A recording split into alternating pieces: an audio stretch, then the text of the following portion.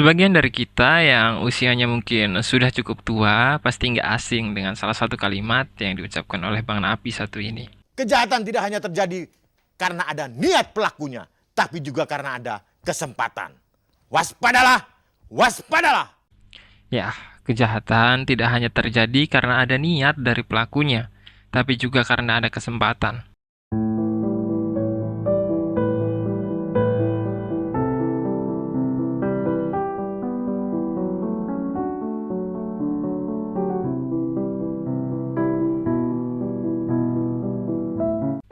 Untuk kalian yang mungkin ngikutin hiruk-pikuk kehidupan sosial, mungkin udah dengar kalau ada tindak perilaku penjarahan saat sebuah truk bermuatan susu kaleng kemasan mengalami kecelakaan. Well, meskipun sudah dikonfirmasi bahwa yang sebenarnya terjadi adalah warga memang diizinkan untuk mengambil susu tersebut oleh pihak yang bertanggung jawab, tapi fenomena tersebut memantik sedikit rasa penasaran saya tentang problem kejahatan dalam kehidupan manusia. Karena seperti yang kita ketahui di lokasi dan situasi yang berbeda, masyarakat memang acap kali benar-benar melakukan penjarahan saat sebuah musibah terjadi. Bukan hanya ketika sebuah truk bermuatan produk tertentu terguling, namun juga ketika terjadi bencana lain, seperti kebakaran dan bencana alam lainnya. Atau bahkan ketika revolusi itu sendiri terjadi, yang sejatinya merupakan sebuah fenomena berdarah dengan dasar perjuangan untuk masyarakat itu sendiri. Masyarakatnya malah asik menjarah barang-barang tertentu. Dan yang aneh adalah, alih-alih menjarah barang-barang kebutuhan untuk bertahan hidup seperti makanan dan obat-obatan, kebanyakan dari mereka justru mencari barang-barang elektronik yang notabene sangat amat bertolak belakang dengan kebutuhan yang sebenarnya mereka butuhkan. Kembali ke kalimat awal dari Bang Napi sebelumnya, kejahatan tidak hanya terjadi karena ada niat dari pelakunya, tapi juga karena ada kesempatan. Menarik bukan? Kalimat "karena ada kesempatan" tersebutlah yang kemudian memantik diri saya untuk membahas salah satu pertanyaan yang masih menjadi misteri dalam filsafat hingga hari ini, yakni apakah manusia pada hakikatnya memang makhluk yang jahat? Selama ini, kehidupan yang kita jalani hanya dibatasi lembaran tipis dalam bentuk kesepakatan manusia perihal apa yang tidak boleh dilakukan dan apa yang boleh dilakukan, tentang apa yang negatif dan apa yang positif, tentang apa yang jahat dan apa yang baik. Batas-batas itu sendiri pada akhirnya manusia kenal dengan moral dan hukum, sebagai upaya manusia untuk menjalani kehidupan dengan tertata. Atau mungkin justru meredam jati diri sejati kita, yakni makhluk yang jahat. See, their morals, their code, it's a bad joke. When the chips are down, these civilized people, they'll eat each other. Terdapat cukup banyak pemikir besar yang memiliki anggapan bahwa kodrat alami manusia adalah makhluk yang jahat. Sebut saja Han Feizi yang mengatakan bahwa tujuan utama dari kehidupan manusia adalah untuk mengontrol dirinya, karena manusia terlahir dengan ego dan hasrat untuk kepentingan pribadi. Kemudian Immanuel Kant yang beranggapan bahwa manusia memiliki kemungkinan lebih besar untuk melakukan kejahatan dibandingkan kebaikan. Kemudian Thomas Hobbes yang memiliki pemikiran bahwa manusia adalah makhluk yang tak akan pernah lepas dari konflik karena merupakan bagian alami dari diri kita untuk terus melakukan kejahatan dan kerusakan. Dan yang paling ekstrim adalah pandangan Arthur Schopenhauer yang bahkan mengkaitkan manusia dengan hewan, yang mana keduanya sama-sama merupakan makhluk yang terbuat dari daging dan darah, yang artinya memiliki dorongan-dorongan yang bergerak secara alamiah, termasuk insting untuk mementingkan diri sendiri, bertindak secara egois demi kepentingan pribadi, serta mudah terjebak dalam sebuah konflik dikarenakan faktor egoisme yang memang tidak pernah dapat lepas dari diri manusia itu sendiri.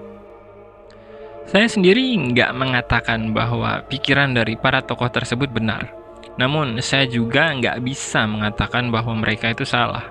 Sebab apa yang mereka katakan dapat kita lihat sendiri contohnya dalam kehidupan nyata. Seolah konflik dan kejahatan nggak pernah mampu bisa lepas dari sejarah kehidupan manusia. Dan meskipun di waktu yang bersamaan kita juga mampu melihat kebaikan yang dilakukan oleh seseorang, hal tersebut tidak serta-merta dapat melandasi sebuah kesimpulan bahwa kita pada dasarnya adalah makhluk yang baik. Karena di dalam kebaikan itu sendiri terdapat beragam maksud yang dapat melatar belakangi, seperti nilai negatif yang dibungkus aktivitas positif dan lain-lain. Lantas, sebenarnya hakikat atau kodrat dari manusia itu sendiri jahat atau baik? Well, mari kita bahas dan urai secara perlahan. Pertama, kita mungkin sudah cukup familiar dengan kalimat bahwa kebenaran itu subjektif dan relatif, yang mana kita dapat menjadi benar dalam perspektif diri kita, namun salah di mata orang lain. Atau justru sebaliknya, kita bisa salah menurut diri kita, namun benar menurut orang lain. Mungkin kita dapat meminjam cara pandang subjektivitas dan relativitas tersebut untuk sejenak mengurai lebih jauh benang kusut dari identitas kita sebagai manusia. Situasi tersebut didasari oleh relativitas dan subjektivitas yang juga sangat memungkinkan untuk terjadi dalam konteks kejahatan dan kebaikan. Saat kita berkata bahwa manusia itu pada hakikatnya jahat, mungkin saja dalam perspektif yang lain hal tersebut dapat terlihat baik, khususnya dalam konteks subjek yang melakukan sebuah tindakan atau aktivitas tersebut. Contohnya gimana? Contohnya seperti maling atau rampok yang memungkinkan untuk memiliki pembelaan atas tindak perilaku yang dilakukan olehnya, seperti untuk kepentingan rumah tangganya atau untuk bertahan hidup dan segudang alasan lain yang sebenarnya dapat terlihat baik. Sebaliknya, seperti yang sebelumnya telah kita bahas, seorang yang melakukan tindakan baik pun dapat didasari oleh sebuah kejahatan. Oleh sebab itu, akan lebih bijak bagi kita untuk kemudian tidak terburu-buru mengambil sebuah kesimpulan perihal nilai naluriah atau hakikat dalam kehidupan manusia. Karena di dalamnya terdapat beragam kompleksitas dan kerumitan yang sejatinya perlu menjadi catatan penting sebelum pada akhirnya kita dapat mengambil kesimpulan. Di sisi lain, kita juga harus mampu untuk terlebih dahulu mengidentifikasi serta mengklasifikasi nilai dari kejahatan dan nilai dari kebaikan. Contohnya seperti mempertanyakan ulang apa yang dimaksud dengan kejahatan dan apa yang dimaksud dengan kebaikan. Aspek apa saja yang meliputi keduanya dan adakah perbedaan antara satu kejahatan dengan kejahatan lainnya atau antara satu kebaikan dengan kebaikan lainnya. Pada dasarnya, dualitas antara kejahatan dan kebaikan hanyalah merupakan konsep dalam kehidupan manusia, yang artinya nilai di dalamnya sangat amat bergantung dengan bagaimana cara kita memandang serta membentuk penilaian terhadap dua esensi tersebut.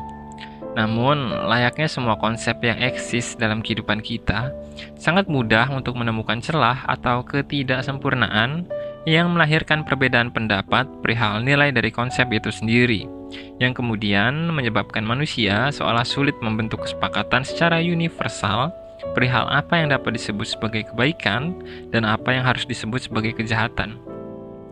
Untuk menutup celah tersebut, kita harus kembali pada diri kita sendiri sebagai manusia, yakni dengan menatap lebih jauh kemungkinan-kemungkinan yang dapat kita lakukan.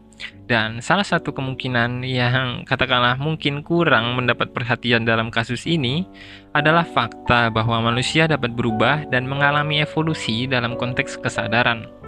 Perubahan tersebut mempertegas sebuah keadaan di mana manusia tidak dapat dibatasi dengan satu ruang lingkup perihal hakikat hidup.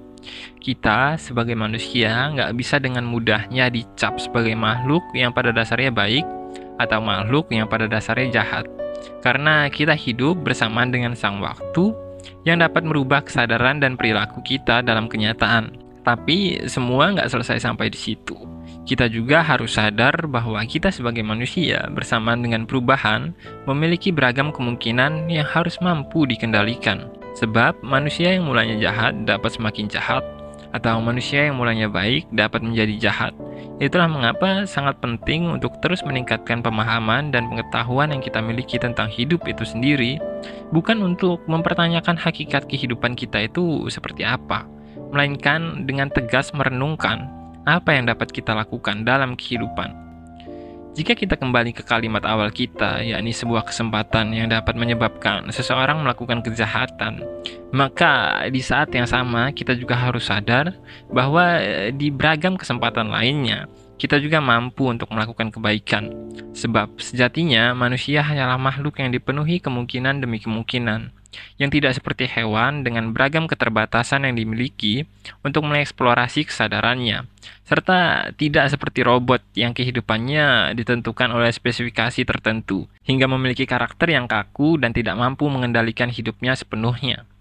Bagi saya sendiri, satu-satunya kodrat alami manusia adalah kebodohan.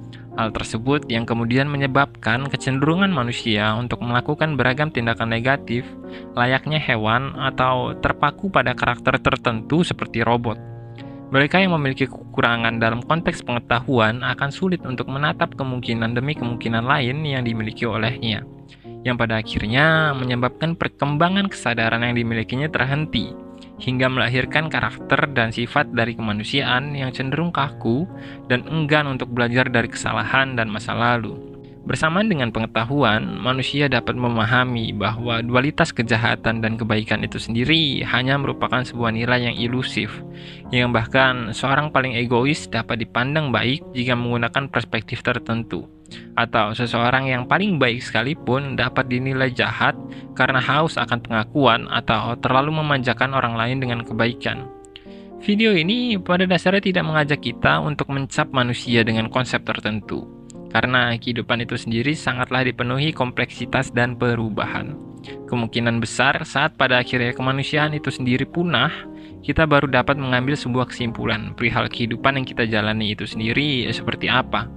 Apakah kita sepanjang sejarah memang dikenang sebagai makhluk yang jahat atau dikenang sebagai makhluk yang baik? Kalau menurut kalian sendiri bagaimana? Jangan lupa komen di kolom komentar ya.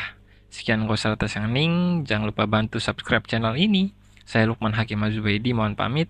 Sampai jumpa.